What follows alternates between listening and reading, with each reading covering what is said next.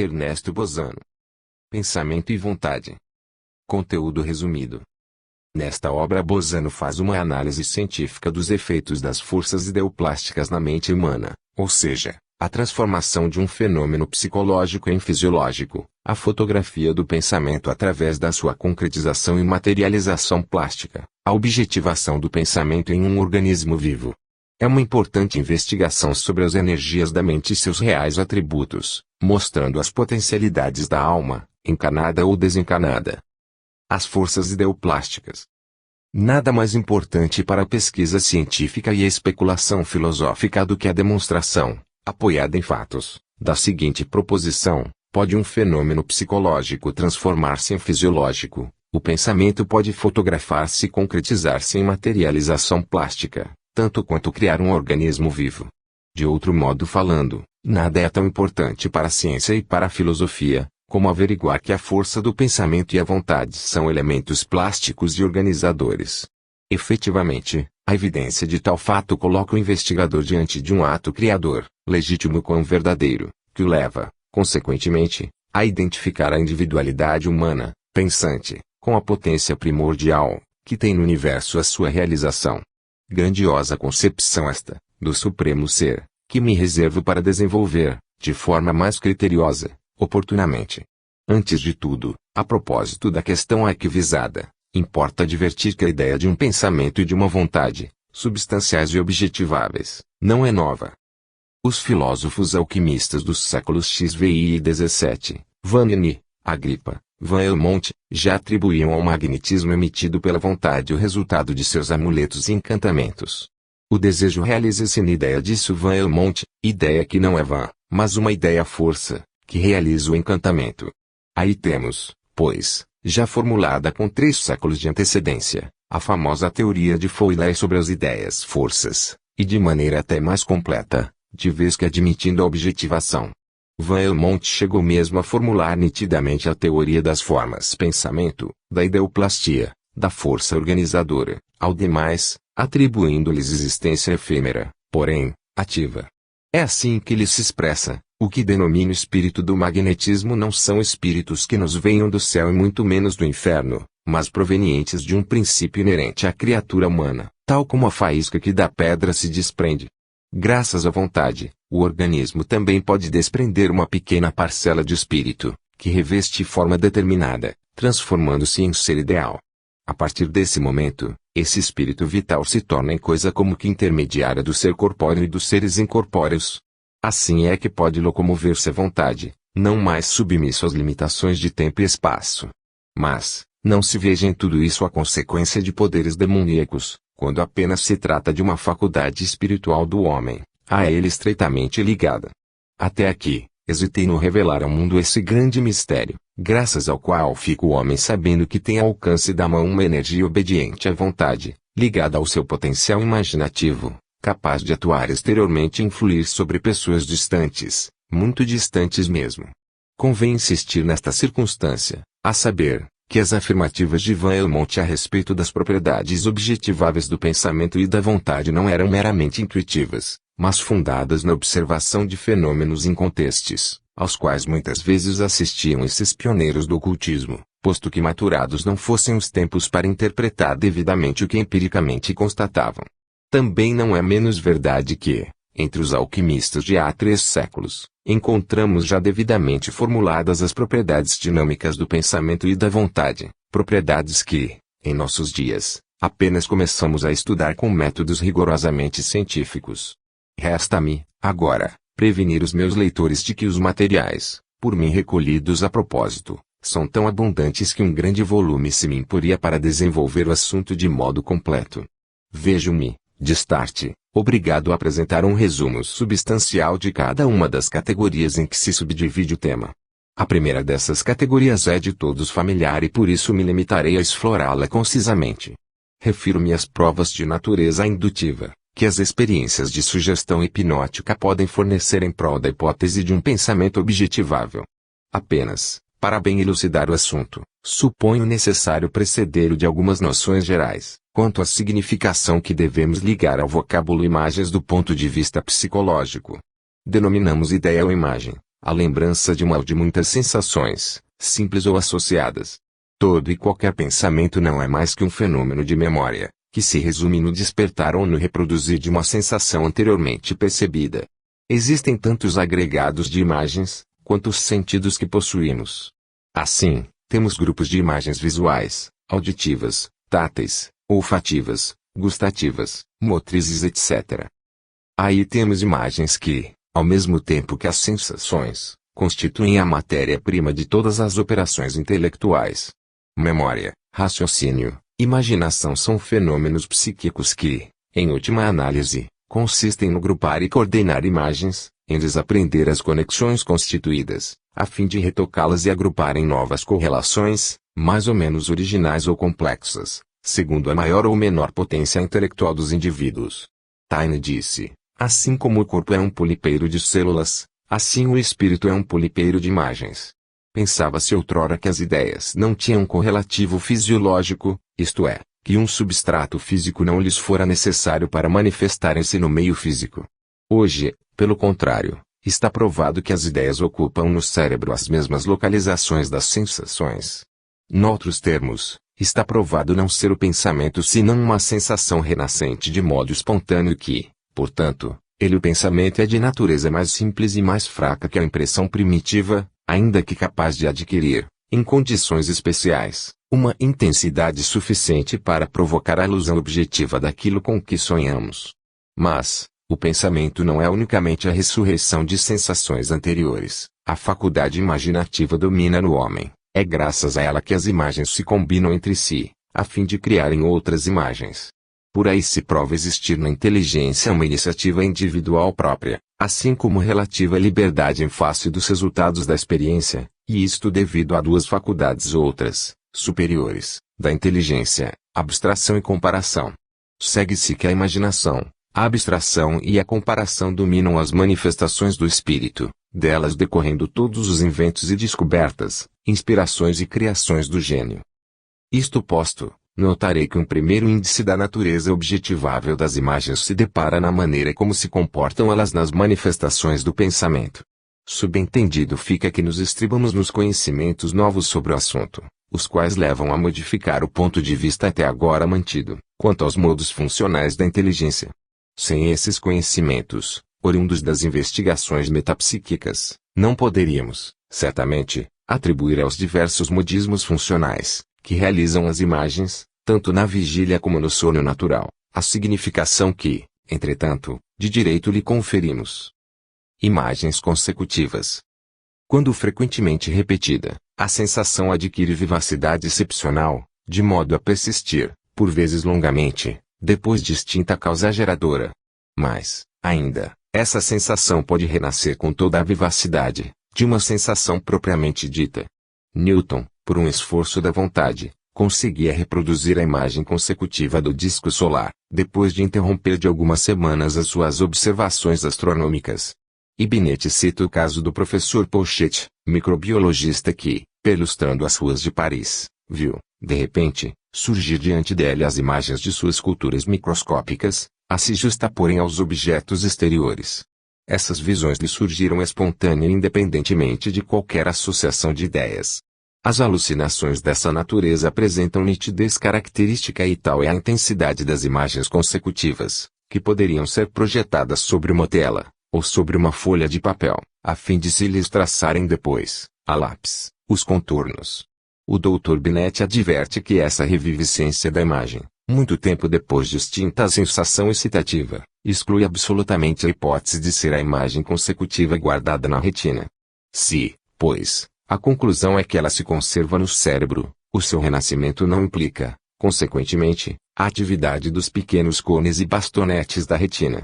Tais são as modalidades pelas quais se efetuam as imagens consecutivas. Repito que, se as quisermos encarar separadamente, elas não oferecem uma base indutiva, de modo a concluir pela existência, nelas, de algo objetivo. Todavia, como as nossas pesquisas, das quais vou amplamente tratar, levam a admitir que as imagens, em geral, consistem em projeções exteriorizadas do pensamento, não há razão para deixar de concluir no mesmo sentido, com relação às imagens consecutivas. O fato de ser intensa sua vivacidade, a ponto de podermos fixá-las numa folha de papel e traçar-lhe a lápis os contornos, é de si mesmo bastante significativo, no sentido por mim apontado. Alucinações espontâneas e voluntárias. Nos incidentes da vida ordinária e diuturna, todas as lembranças são constituídas por imagens atenuadas, mais ou menos vagas, cuja fraca vivacidade não permite distinguir-lhes a natureza. Não obstante, a regra comporta numerosas exceções, e todos os homens geniais, cuja força imaginativa logrou criar obras-primas, foram dotados de intensa visão mental, que lhes permitia perceber interiormente as personagens e ambientes, engendrados pelo febricitante trabalho mental em gestação. Sabido é que os grandes romancistas, entre eles Dickens e Balzac, ficavam às vezes obsidiados pela visão das personagens por eles idealizadas, a ponto de as verem, diante de si, como se fossem personalidades reais. Outro tanto podemos dizer dos pintores, cujo poder de visualização pode chegar a substituir os modelos vivos. Brière de Boismont, em seu livro As Alucinações, pags.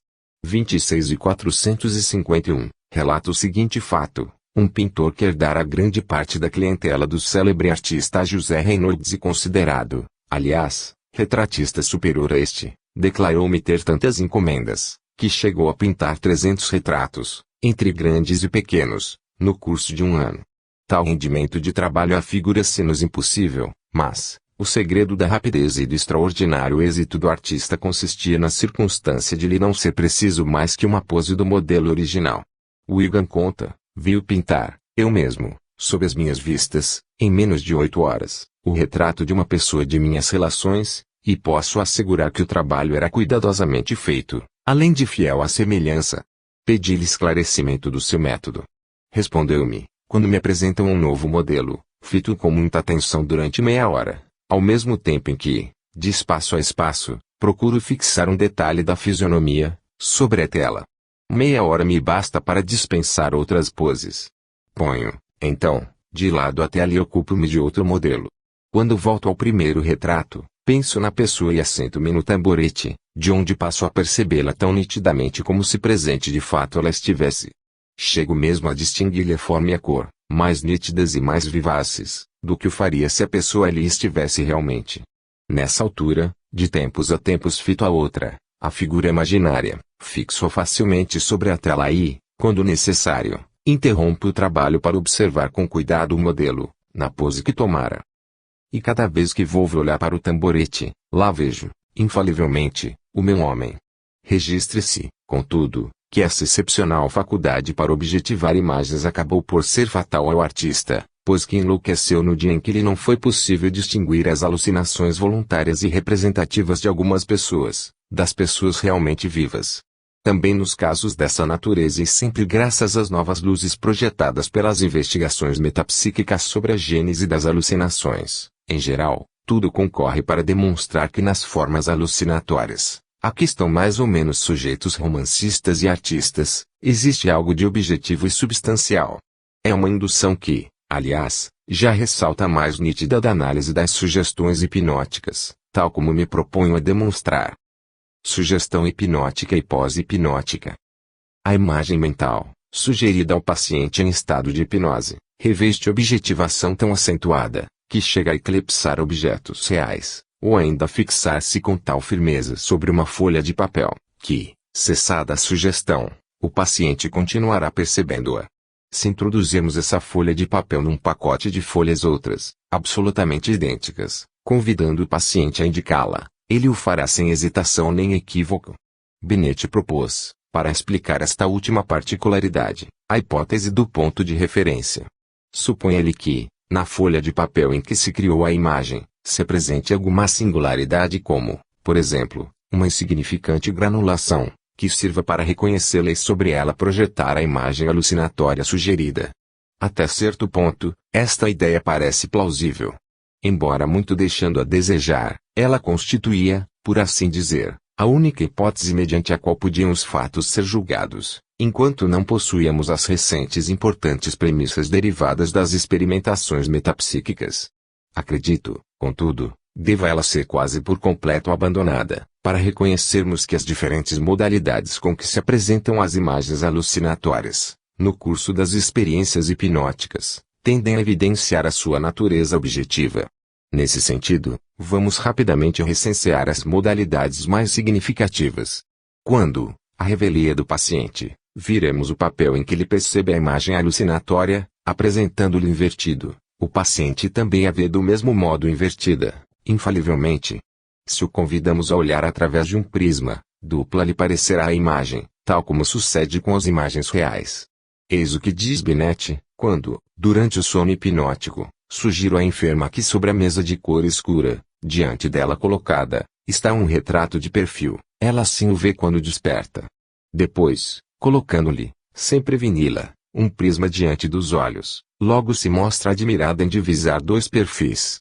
E a imagem fictícia se localiza, infalivelmente, de acordo com as leis físicas. Assim, se a base do prisma estiver voltada para cima, as duas imagens se colocarão superpostas. Se estiver de lado, a visão será lateral. Utilizando um binóculo, a imagem alucinatória aproxima-se ou afasta-se, conforme se coloca diante dos olhos da enferma ocular, ou objetiva. O mesmo ocorre se tivermos a precaução de dissimular a extremidade do binóculo, evitando que os objetivos reais incidam no campo visual. Se lhe dermos um espelho, ela aí verá refletida a imagem alucinatória.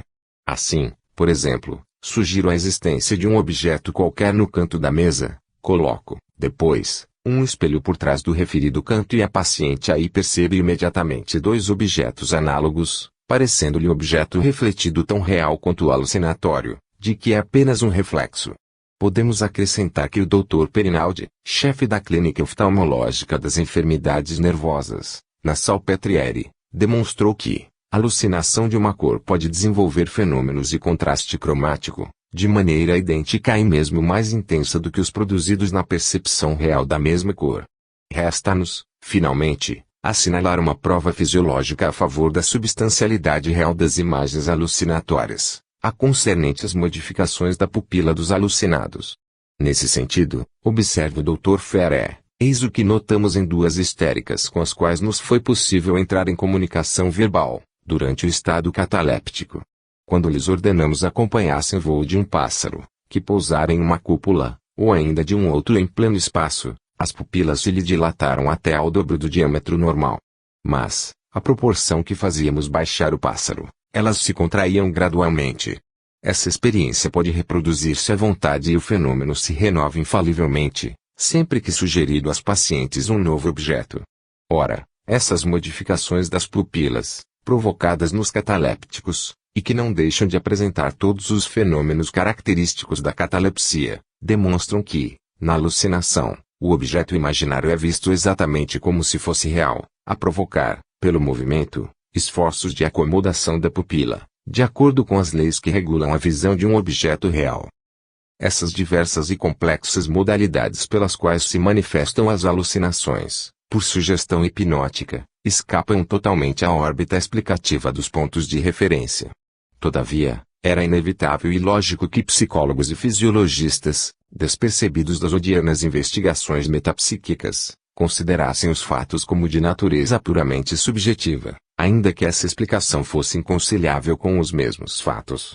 Agora, tempo é de reconhecermos que, graças às modalidades características mediante as quais se operam as alucinações em apreço, devem elas ser consideradas em relação com as formas do pensamento entrevistas pelos sensitivos, com as gravadas em placas fotográficas ou, ainda, com as que se concretizam e materializam nas sessões mediúnicas.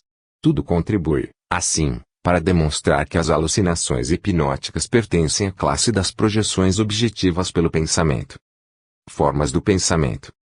Já os magnetizadores da primeira metade do século passado haviam notado que os sonâmbulos não só percebiam o pensamento das pessoas com quem se punham em relação, sob a forma de imagens geralmente localizadas no cérebro, como também, eventualmente, fora dele, e mais ou menos imersos na aura da pessoa que, na ocasião, tinha na mente o pensamento correspondente à imagem. Ainda agora, nos tempos que correm, Maria Reines, clarividente sonâmbula e célebre pelas investigações do Dr. Pagins Teixeira sobre as suas faculdades psicométricas, deu a seguinte resposta a uma pergunta do seu hipnotizador: quando me ordenam que veja, percebo o interior de meu estômago e nele, nitidamente, a úlcera que me atormenta, sob a forma de sangrenta mancha vermelha. Vejo a forma do meu coração e sinto-me capaz de ver o cérebro do doutor, desde que me ordene. Assim foi que, muitas vezes, lhe vi no cérebro a imagem radiosa da sua genitora, bem como de pessoas outras nas quais ele estava pensando, sem mo dizer. E sempre que assim sucedia, confessava-me ele que as imagens por mim percebidas eram perfeitas. American Proceedings of SPR, Vol. XVI, Pag. 113. Os teósofos, que têm sempre muitas observações a respeito das formas do pensamento, afirmam, apoiados em declarações de seus videntes, entre eles Annie Besant e Leadbeater, que as ditas formas do pensamento não se restringem às imagens de pessoas e coisas, mas atingem as concepções abstratas, as aspirações do sentimento, os desejos passionais, que revestem formas características e estranhamente simbólicas. A esse respeito, importa acentuar que as descrições teosóficas desse simbolismo do pensamento estão em surpreendente concordância com as dos clarividentes sensitivos.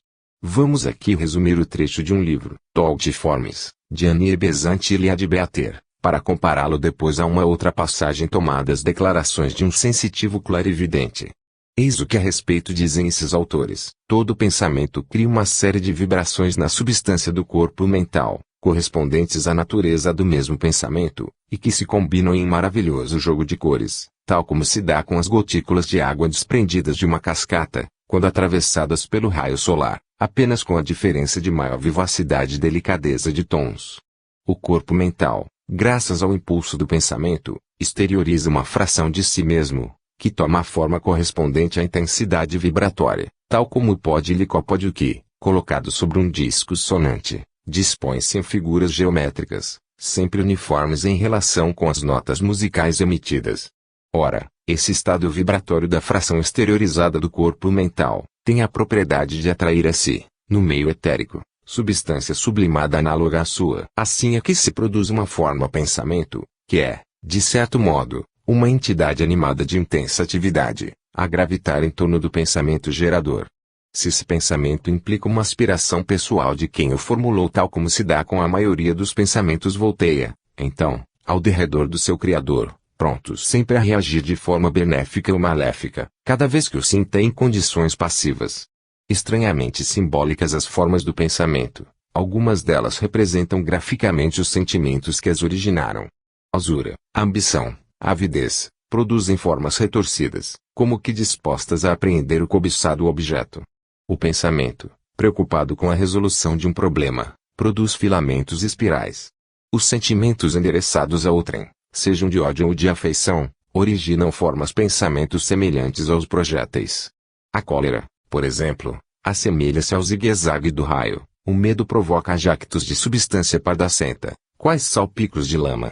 Outro sensitivo clarividente, Sr. Yakinton, também nota, a propósito das suas visualizações de pensamentos alheios, o seguinte: em 3 grupos podem ser subdivididas as formas pensamento por mim percebidas, as que revestem o aspecto de uma personalidade, as que representam qualquer objeto e as que engendram formas especiais. As inerentes aos 2 primeiros grupos explicam-se por si mesmas, as do terceiro, porém, requerem esclarecimento. Um pensamento de paz, quando emitido por alguém profundamente compenetrado desse sentimento, torna-se extremamente belo e expressivo. Um pensamento colérico, ao contrário, torna-se tão repugnante, quanto horrível.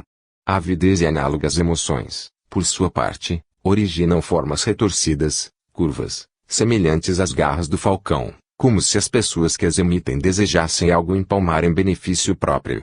Lid, 1911, Pag. 401. Pelo visto, dessas declarações ressalta a concordância de clarividentes e teósofos, no afirmarem que os impulsos pessoais da ganância e análogos desejos originam formas tortuosas do pensamento. Essa é uma circunstância notável. Naturalmente, no que se refere à realidade das formas abstratas do pensamento, não possuímos, até agora, outra prova além da resultante da uniformidade dos testemunhos de diversos clarividentes. Todavia, apresso-me a declarar que, para as afirmações dos sensitivos, relativamente às formas concretas do pensamento, isto é, pensamentos formas representando pessoas ou coisas, temos na fotografia uma prova absoluta, de vez que a chapa as registra. Somos, de start, levados a conceituar logicamente a declaração dos videntes, no que concerne às formas do pensamento abstrato. E de fato já se tem demonstrado que, quando sonhamos com qualquer pessoa ou coisa, esta se concretiza em imagem correspondente. Assim, tudo contribui para a suposição de que as ideias abstratas também devem concretizar-se em alguma coisa que lhes corresponda. Resta ainda falar de um traço característico, ou faculdade que as formas do pensamento podem apresentar, qual a de, em circunstâncias especiais, subsistirem por mais ou menos tempo no ambiente, ainda que deste se tenha afastado, ou mesmo falecido, a pessoa que os engendrou. É o que em linguagem metapsíquica se chama persistência das imagens. Vou citar alguns exemplos desse gênero. Neste primeiro episódio, as imagens pensadas ficam apenas algumas horas no ambiente em que foram engendradas. Respiguei este fato da preciosa obra de Vicente Turveit e Benjamin Ingolf Sercip, na qual o autor analisa as próprias faculdades de clarividente sensitivo e médium. Antes de tudo, advirto que Turvey, falecido muito jovem, em consequência de uma tuberculose, era um perfeito cavalheiro, instruído e rico, que, prevendo o seu prematuro passamento, perseverou até ao fim no exercício gratuito das faculdades mediúnicas, em prol da causa espiritualista. Sempre que ocorriam fenômenos ou incidentes importantes, tinha ele o cuidado de obter dos experimentadores uma resenha dos fatos e, assim, utilizando essa documentação para ilustrar a sua obra, conferiu-lhe valor científico.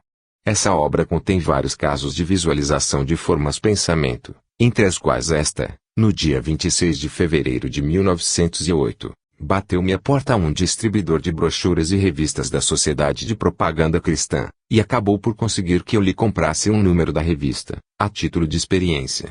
De pronto, despertou-me atenção um artigo sobre o Espiritismo, no qual não se contestava a realidade dos fatos, mas atribuía-se-lhes uma origem diabólica.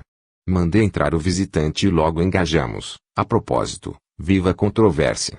Por fim, com só acontecer nestes casos, cada qual se retirou na suposição de haver batido os argumentos contrários. Assim, não se retirou o adversário sem elevar a Deus uma prece, para que me abrisse os olhos à verdadeira luz. Quereria com isso dizer-me fora aniquilada a diabólica faculdade da clarividência que sem embargo foi, desde os tempos mais remotos, o sinal dos servos e profetas de Deus, e esclarecido meu espírito de modo conformativo com as opiniões dele suplicante. Isto feito, lá se foi, assegurando-me que dali por diante os diabos ficavam expulsos de minha casa.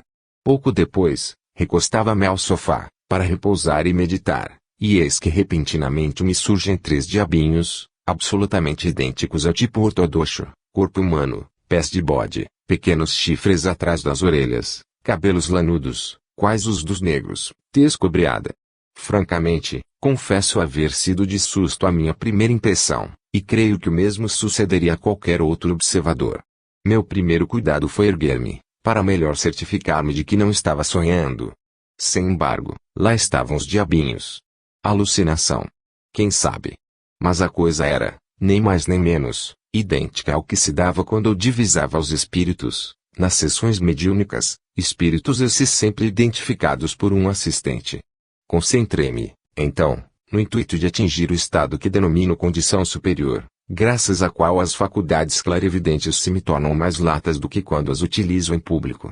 Conseguido o meu desideratum, não tardou perceber-se que os tais diabinhos não passavam de formas efêmeras, como se fossem figuras de papelão. Os espíritos guias sugeriram-me, então, uma sentença cujo sentido ora me não corre, e que teve a virtude de desintegrar e dissolver instantaneamente os tais diabinhos.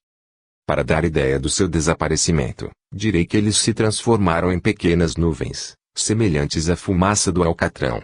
E assim me exprimo por serem tais a cor e o cheiro dessas formas pensamento, engendradas por um indivíduo que, de boa fé, acreditava houvesse Deus criado seres maléficos com pés de bode, no intuito de atormentar a humanidade.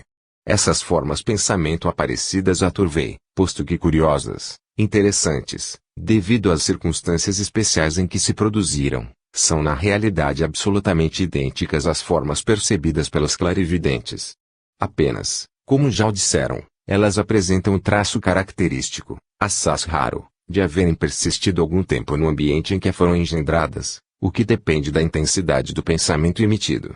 E daí observar-se que, habitualmente, As formas persistentes por longo tempo são as que se prendem a situações emocionantes, tragicamente intensas no agente provocador. É provável, portanto, que certas aparições de fantasmas, inertes e sem vida nos sítios mal assombrados, não passem de formas pensamento engendradas na mente da pessoa tragicamente falecida em tais sítios.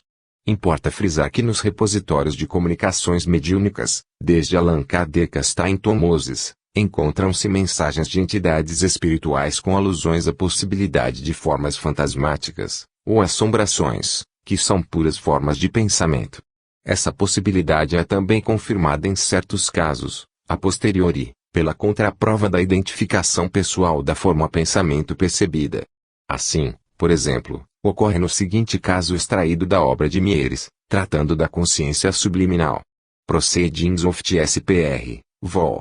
9, Pag. 79. No caso ocorrente a médium era a senhorita A, muito distinta e instruída, perfeitamente a par dos métodos de investigação científica, que permitem o resguardo das sugestões inconscientes.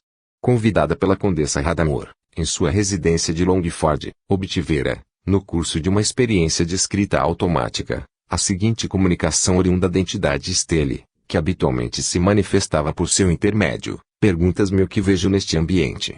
Aqui o tens. Vejo muitas sombras e alguns espíritos. Vejo, igualmente, um certo número de coisas refletidas. Saberás informar-me se no quarto de cima morreu alguma criancinha mais ou menos de repente? Por que me perguntas? Porque diviso constantemente a sombra de uma criancinha lá no quarto junto ao teu. Mas, é só uma sombra? Sim, exclusivamente. Que queres com isso dizer? Que uma sombra se forma quando alguém pensa de modo intenso e constante em outra pessoa, gravando-se assim, no meio ambiente, a sombra e a recordação do pensamento. É uma forma objetiva do pensamento, o que, por conseguinte, me leva a crer que os pretensos fantasmas dos assassinados, como dos que sucumbem de morte violenta, são, as mais das vezes, sombras ou imagens, que não espíritos confinados.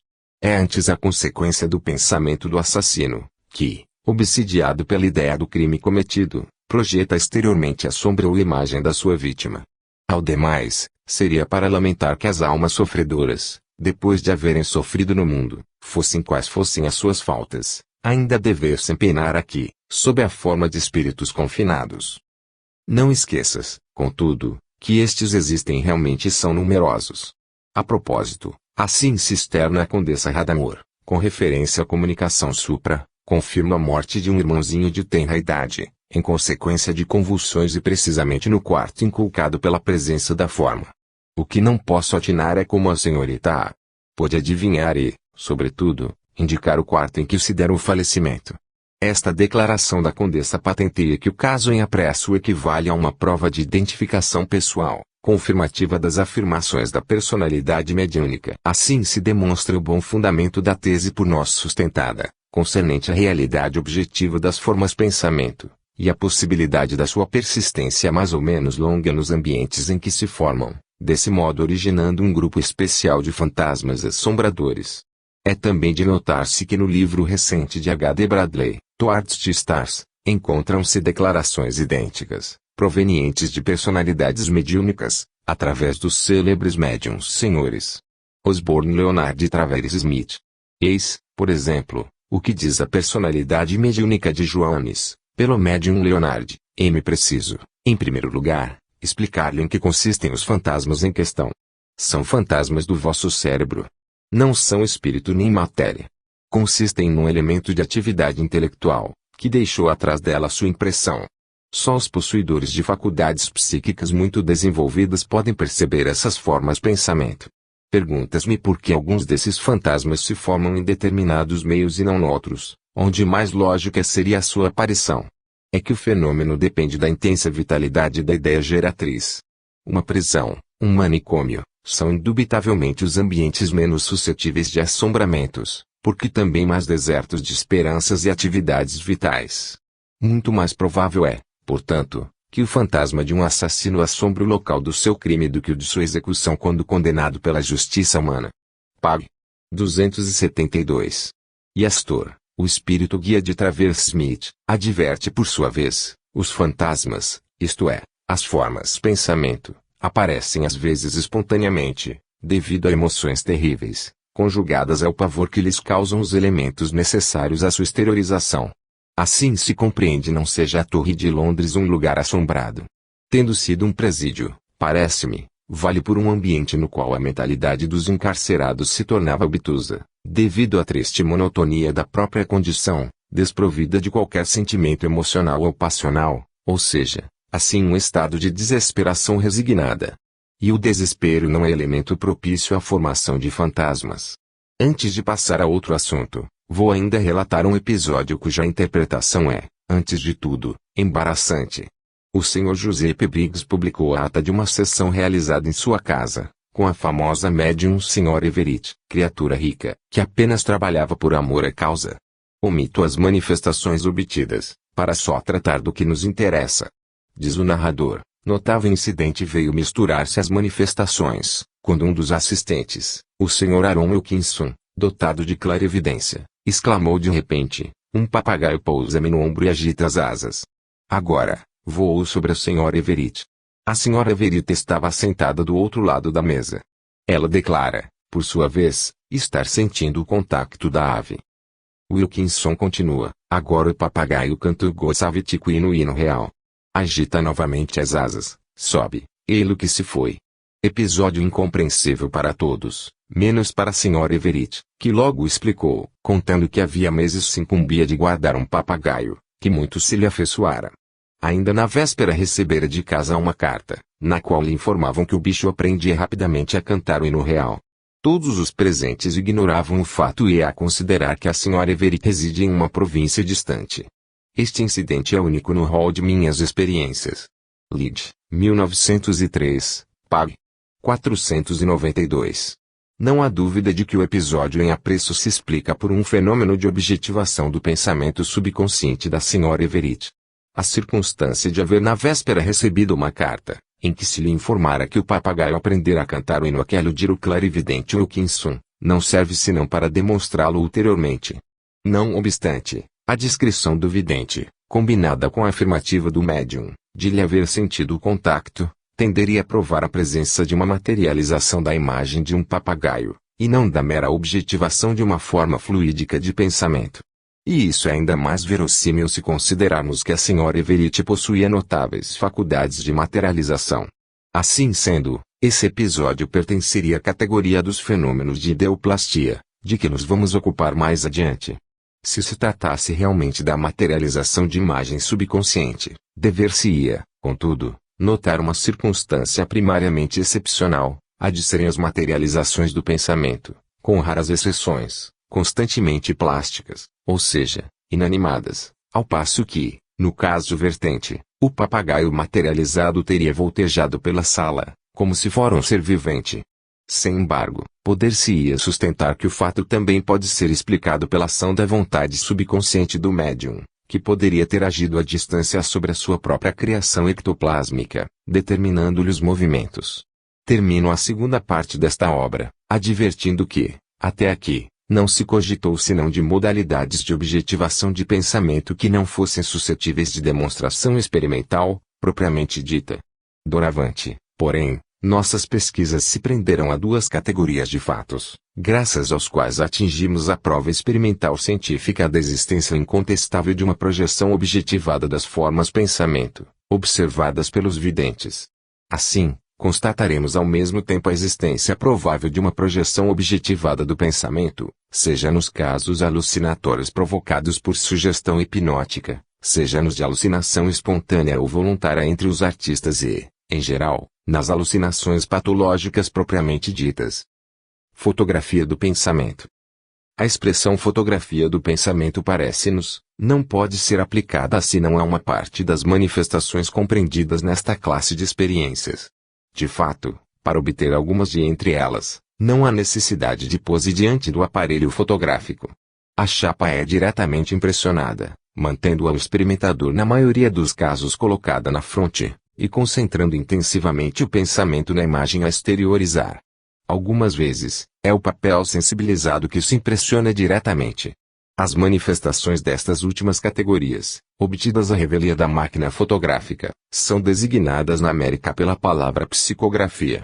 Mas, como esse vocábulo já se emprega nos fenômenos de escrita direta em ardoses, admitiu-se posteriormente a palavra escotografia, impressão na obscuridade, por antinomia de fotografia propriamente dita, que é impressão luminosa. Trata-se de um vocábulo proposto pela senhorita Felicia Scatcherd, que se tornou conhecida por experiências dessa natureza. A propósito de escotografias como de fotografias do pensamento, convém notar que os resultados obtidos, quando o experimentador se propõe a realizá-las e concentra o pensamento em dada imagem, limitam-se a coisas muito simples, tais como esferas, triângulos, garrafas, bengalas, sem atingir jamais imagens complexas, tais como um rosto ou uma forma humanos. Os melhores resultados, com a reprodução de fisionomias e indivíduos, foram obtidos fortuitamente, isto é, quando não havia propósito de fotografar uma forma-pensamento, ou seja, uma escotografia. Mas nestes casos se constata, infalivelmente, que a imagem gravada na placa fotográfica havia no momento, ou um instante antes, atravessado a mente do experimentador. Tudo isso demonstra, mais uma vez, que, nas manifestações supranormais da psique, a vontade constitui obstáculo à sua livre manifestação. Noutros termos, isso demonstra que as faculdades supranormais da psique pertencem à parte integral subconsciente e, por consequência, que a personalidade consciente não pode utilizar essas faculdades senão de modo excepcional e rudimentar. Ao empregar neste momento, em acepção genérica, o termo fotografia do pensamento, direi que as primeiras tentativas desse gênero remontam ao ano de 1896, quando o comandante Darget e mais um seu amigo, persuadidos de que o pensamento era uma força exteriorizável, resolveram concentrar o próprio pensamento em determinada imagem, a fim de projetá-lo sobre uma placa fotográfica. A 27 de maio de 1896, Darget fixou em chapa sensibilizada a imagem muito nítida de uma garrafa, na qual pensara com tanta intensidade, que lhe acarretou forte dor de cabeça. Essa experiência foi repetida 5 de junho do mesmo ano, com pleno êxito, e assim relatada, tendo o Sr. Aviron dito que para afastar toda objeção de acaso ou coincidência conviria obter ainda outra garrafa, pelo mesmo processo, resolvemos tentá-lo. E nem por isso deixamos de lhe beber do conteúdo uma bela aguardente, nem deixeiam de fitá-la por longo tempo. Subindo a câmara escura, tentava o mesmo processo, colando os dedos na chapa, e quando os vimos marcados, retiramo-la, fixada e levada, para procurar a garrafa, que, por fim, encontramos. Mas, no dia seguinte, ao fazermos a revelação em papel, o que mais nos impressionou foi uma figura de mulher, com uma cabeleira característica. Tratava-se, incontestavelmente, de um espírito que pretendera fotografar-se. Revue Scientifique et Morale do Spiritisme, 1904, pág. 643. Darget talvez tenha razão nessa afirmativa, visto que ele e o companheiro não só não pensavam, absolutamente, em qualquer pessoa, como jamais conheceram a mulher cujo semblante ficara impresso na chapa fotográfica. Somente passados alguns dias, no curso de uma sessão em casa do conhecido escritor Sr. Leon Denis, é que tiveram a manifestação de uma personalidade que se denominou Sophie e declarou ter sido ela quem, auxiliada por outros espíritos, realizar o fenômeno. Aliás, a sua identidade foi estabelecida, como mercadora de legumes em Amiens, falecida pouco tempo antes. A Revue Scientifique et Morale do Spiritisme reproduziu essa escotografia, na qual o rosto da manifestada está bem visível, acima da garrafa. Prosseguindo nas experiências, Darget conseguiu a escotografia de uma bengala, bem como a forma um tanto vaga de um grande pássaro. Depois, enfraqueceu-se-lhe rapidamente a faculdade, até que de todo desapareceu. Na mesma época, o americano inglês Rogers foi levado, pelo caso, a cuidar da fotografia do pensamento. Quando na câmara escura desenvolvia suas chapas, sucedeu-lhe certa vez fixar fortuitamente uma chapa diante de si, ao mesmo tempo em que pensava intensamente noutra coisa. Ao revelar essa chapa, descobriu nela uma impressão que não poderia ser acidental. Decidiu-se, então, a repetir a experiência, pensando e fixando intensivamente uma moeda. A experiência foi positiva e isso o levou a renová-la alguns dias depois, perante uma comissão de médicos, fixando com êxito um carimbo postal. Um ano antes das experiências de Darget, o céu. Albert de Rochas tinha obtido casualmente uma fotografia mental com Eusápia Palladino. Experiências de Agnelas. Eis como a esse fato ele se refere: na minha presença, certo dia, quis o senhor M. de Vatteville fotografar Eusápia entre o conde de Gramonte e o doutor Darielx. Feita a pose, pilheriava eu com o doutor Darielx a propósito da sua pequena estatura e por haver ele metido a mão na cava do colete, dizendo-lhe que, nessa atitude, lembrava Napoleão. A pose não se modificou por isso, mas o que ninguém previa era o perfil de Napoleão a destacar-se nitidamente no fundo e acima da beirada de um vaso, à guisa de pedestal, sem que algo pudesse explicar essa aparência, a despeito de reiteradas experiências feitas no mesmo local. Ainda hoje, a mim mesmo pergunto se o nome de Napoleão não teria despertado em Eusápia a lembrança de um busto por ela visto, e se tal lembrança não teria coagulado a matéria fluídica que emana quase constantemente das suas zonas hipnógenas. Análise de Ciências Psíquicas, 1908, pág. 283. Este outro caso, análogo ao precedente, é também interessante. Em 1905, o Sr. F. C. Barnes, industrial australiano muito conhecido no seu país, foi à casa do médium fotógrafo Borsnell, na expectativa de obter, com o seu próprio retrato, uma manifestação espírita. Mas, contrariamente aos seus desejos, quando se revelou a chapa, o que apareceu sobre a cabeça dele, Barnes, foi o retrato, assaz nítido, da Imperatriz Elizabeth, da Áustria. Esse retrato existia, tal qual, no frontispício de um livro intitulado T. Martyrdom of a Empress, que o Sr. Barnes havia lido e o levara a pensar muitas vezes na falecida soberana. Análise de Ciências Psíquicas, 1912, pags. 217 a 218. No caso de Eusápia, a de Rocha supõe logicamente que uma matéria fluídica, emitida pela médium, se coagulasse em torno da imagem mental aflorada involuntariamente na mente da médium, para dar lugar, assim, a uma fotografia mental. No caso do Sr. Barnes, as modalidades de exteriorização seriam algo diferentes, pois a imagem que ficou impressa na chapa havia sido produzida na mente do próprio experimentador.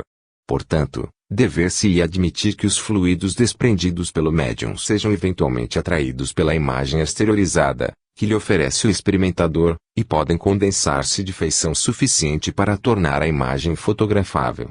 Essas conclusões têm enorme valor teórico. É forçoso reconhecer, ao mesmo tempo, que elas representam a hipótese menos ampla que possamos formular a respeito.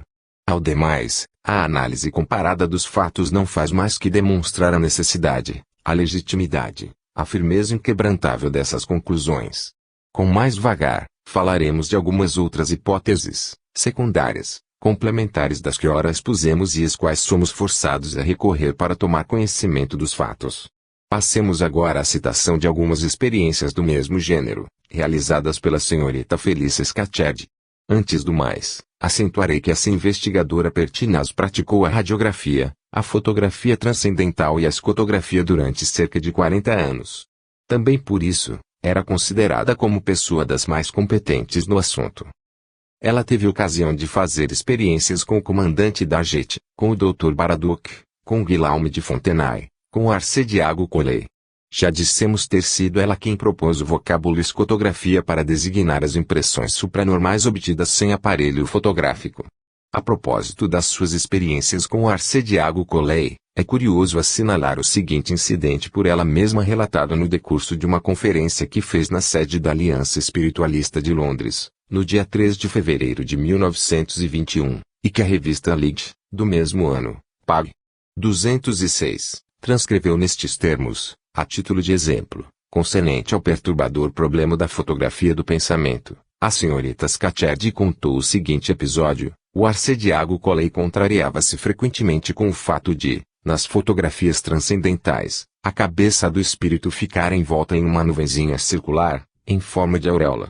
Ora, um dia foi ele retratar-se na companhia de um amigo, mas, desta feita, por motivo inteiramente alheio a pesquisas experimentais. E eis que, com grande surpresa sua, lhe aparece na chapa a própria cabeça envolta em pequena nuvem semelhante a um halo. A senhorita Scatcherd, que estava presente, perguntou ao Arcediago qual a pessoa em que havia pensado no momento da pose. Houve um instante de hesitação, passado o qual ele confessou que estava preocupado com a situação de um amigo, vítima de terrível crise moral, e que, por isso mesmo, formulara uma prece íntima a favor desse amigo.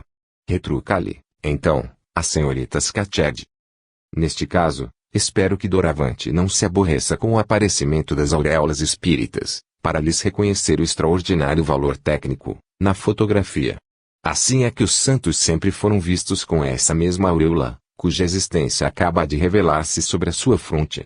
A revista Lite reproduz a fotografia em apreço, na qual se verifica que a auréola do Arcediago Collet é absolutamente análoga às que aparecem nas fotografias transcendentais.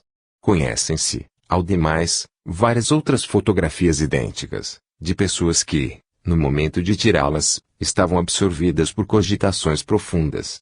Justo fora, portanto, inferir que, nestes casos, a auréola corresponde à substância fluídica, ou etérica, desprendida do órgão cerebral, quando intensamente trabalhado pelo pensamento, tal como nas fotografias de cooperação mediúnica e nas aparições de formas transcendentais. Essa auréola se forma da substância fluídica, desprendida pelo médium, e graças à qual fotografáveis se tornam as imagens criadas pelo pensamento dos assistentes, ou pela vontade dos desencarnados. Este segundo fato, também respigado das experiências da senhorita Scatcherd, ocorreu espontaneamente na presença do Arcediago Collet, que era um poderoso sensitivo, tanto quanto era a mesma senhorita, a 5 de julho de 1910, em virtude de urgente chamado, encaminhei-me apressadamente à estação e aí tomei o comboio para Stockton Rugby, onde reside o Arcediago Collet, tencionando regressar à noite desse mesmo dia. Como estivesse ameaçando chover, ao partir apenas sobrepus uma capa impermeável ao caseiro vestido branco que trazia. Não tendo sido possível regressar à noite, por falta de comboios, tive de pernoitar no presbitério. Na manhã seguinte, à hora da partida, teve o Arcediago Collet a lembrança de me fotografar no jardim. Colocou a placa no chassis, regulou o aparelho e chamou-me. Durante a pose, por sinal rapidíssima, lembrei-me abruptamente da minha apressada partida na véspera, que me não permitiu tomar um vestido de passeio, e disse a mim mesma, com aquela minha blusa bordada, certo, agora ficaria mais bem retratada. Dias depois, recebi um exemplar da dita fotografia. O Arcediago não tivera outro intuito, ao tirá-la, que o de possuir o meu retrato e, assim sendo, ficou surpreso ao descobrir ao meu lado uma forma espiritual. Mas, a mim o que me causou maior admiração foi o evidente esboço de reprodução da minha blusa bordada, aquela mesma blusa que eu imaginara no momento de posar, e que lá ficara bem arrumada no meu guarda-roupa. Empreguei deliberadamente a palavra esboço, porque o desenho dos bordados não está visível, mas vê-se sobre o meu busto uma blusa diáfana, quando a que eu vestia, realmente, não passava de uma leve camiseta. O que prova a identidade da blusa, por mim imaginada, é o arredondado das suas pontas, quando todas as demais que possuo as têm quadradas. A título de contraprova, tomei o mesmo vestido que levara a Stockton Rugby e fiz-me refratar no intuito de me certificar se a camiseta não continha costuras, pregas, ou quaisquer combinações outras, fortuitas, imperceptíveis ao olho nu, porém, capazes de produzir uma imagem fictícia da blusa. Nada disso encontrei, como, aliás, eu esperava. Lide, 1913, pág. 356. Noutro artigo da senhorita Scatcherd sobre o mesmo assunto, artigo incerto em o número de fevereiro de 1921, pág. 126, veio reproduzida a fotografia em questão, e nesta vemos a senhorita Scatcherd de pé, da altura dos joelhos para cima. A fotografia não é perfeita e a forma espiritual reduz-se a pequena nuvem ectoplásmica, mas o desenho diáfano, da blusa é inexistente, e nítido e indubitável.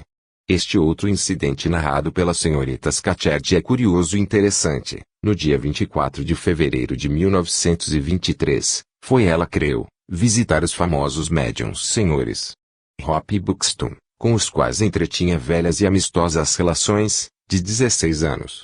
Levava consigo um pacote de chapas fotográficas, embora sem o intuito de utilizá-las, pois o seu fim era apenas trocar ideias a respeito de uma projetada série de conferências na sede da Sociedade de Investigações Psíquicas. Os três interlocutores não chegaram a um acordo sobre determinados pontos do dito projeto, e de start decidiram recorrer aos seus guias espirituais, que costumavam manifestar-se por mensagens impressas em chapas fotográficas. Retiradas do pacote duas chapas, a senhorita Scatcherd marcou-as, assinou-as e lhes apôs um sinal especial e diferente para cada uma, antes de introduzi-las nos chassis, que foram colocados nos aparelhos. Feitas as poses e reveladas as chapas, encontrou-se em uma delas a desejada mensagem, enquanto na outra, com grande estupefação dos médiuns, apareceu nítida, por trás do rosto da senhorita Scatcherd, uma tampa de caixão funerário.